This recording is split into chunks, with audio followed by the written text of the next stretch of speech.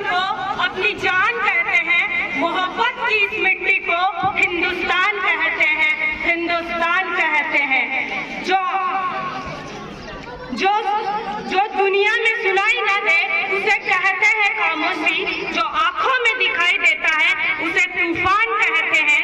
जो ये दीवार का सुराख है साहब, जो ये दीवार का सुराख है, यह चाइना, पाकिस्तान और अमेरिका की साजिशों का हिस्सा है, मगर हम अपने घर का रोशनदान कहते हैं, रोशनदान कहते हैं।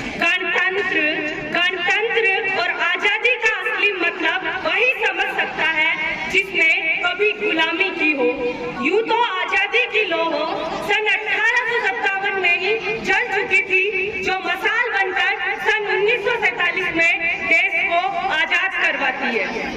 प्राचीन, मध्यकालीन और वर्तमान काल के भारत के उदाहरणों से मैं स्पष्ट करना चाहूंगी, जब हम फिरंगियों के फेरे में पूरे तरीके से फंस चुके थे, तो रंग दे बसंती चोला की एक आवाज से टोले के टोले उमड़ आते थे और उनके वंदे मातरम के नारों से खून में आने वाला 5-5 डिग्री का तूफान अंग्रेजी शासकों की जड़ों में तूफान ला देता था और लोग मर जाते थे, लोग मिट जाते थे और लोग फांसी पर चढ़ जाते थे, क्योंकि वो अपनी देशभक्ति साबित कर रहे होते थे, क्योंकि यह उस दौर की देशभक्ति की कसौटी थी। उसके बाद 62, 65 और 71 के युद्धों में अपना सुहाग गवा देने वाली औरत जब घर के हालात ऐसे हो जाया करते थे कि सुहाग भी गया, प्यार भी भरपूर गया, मांग का सिंदूर गया और इन नन्हे नौनिहालों की लंगोटियां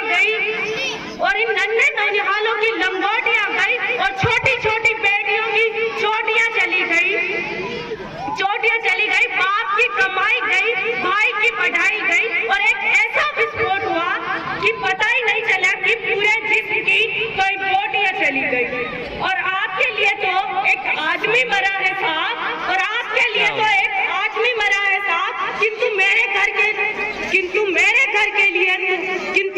घर की तो रोटियां ही चली गई।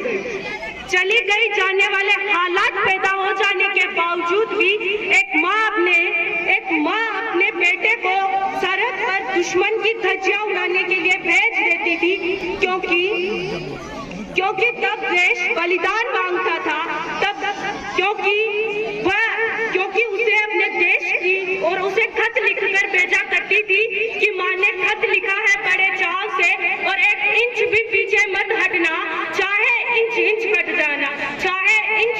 जाना। इस तरह पूरा परिवार अपनी देशभक्ति साबित कर रहा होता था।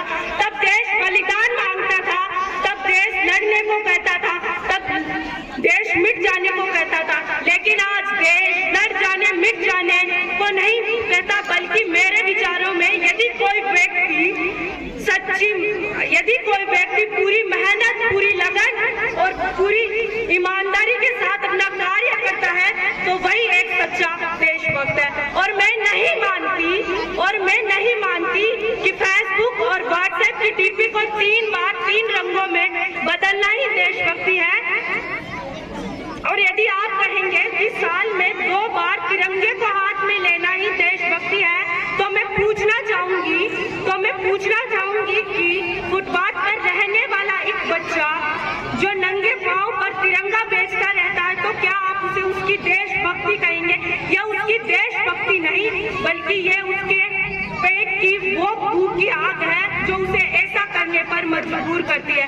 ना मस्जिदों को जानते हैं, ना मंदिरों को जानते हैं, जो पेट के भूखे होते हैं वो सिर्फ भोजन के निवालों को जानते हैं। अपने परिवार, अपने समाज और अपने राष्ट्र के प्रति समर्पण का सच्चा भाव रखना ही सच्ची देशभक्ति है। अगर तू दरिंदा है तो ये शमशान तेरा है, और अगर भाईचारे से रहना है तो ये जमीन तेरी है, और अगर ये जमीन तेरी है, वरना यह कभी भी तेरी होगी और यह कब्रिस्तान भी तेरा होगा, यह कब्रिस्तान भी तेरा होगा। एक देशभक्ति से ज्यादा, एक देशद्रोही से ज्यादा देशभक्ति तब बहादुर हो जाती जाती है जब एक बेटा अपने बूढ़े माँ बाप को वृद्धाश्रम की चौखट पर छोड़ आता है। आज के उस दौर में वो युवा जिनके ऊपर जिम्मेदारी थी अपने समाज, अपने देश और अपने राष्ट्र की आशाओं को बांधे रखने की, वही युवा अब 4 बाई 4 इंच की एक छोटी सी स्क्रीन पर एक दर्शन मात्र से अपनी इमोजी भेज रहा है।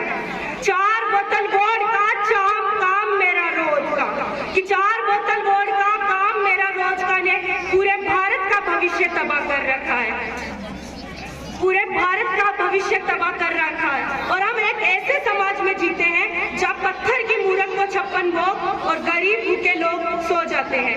मजदूर को मजदूरी कहिए साहब, मजदूर को मजदूरी कहिए साहब, गरीब को दान नहीं, गरीब को काम दीजिए। और अगर आप दान देने के इतने ही इच्छुक हैं तो रक्तदान दीजिए, मरने के बाद एक मरते हुए को रक्तदान दीजिए।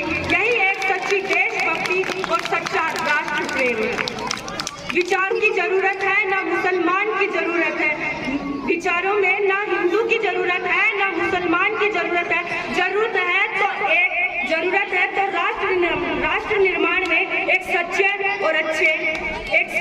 और एक अच्छे व्यक्ति की।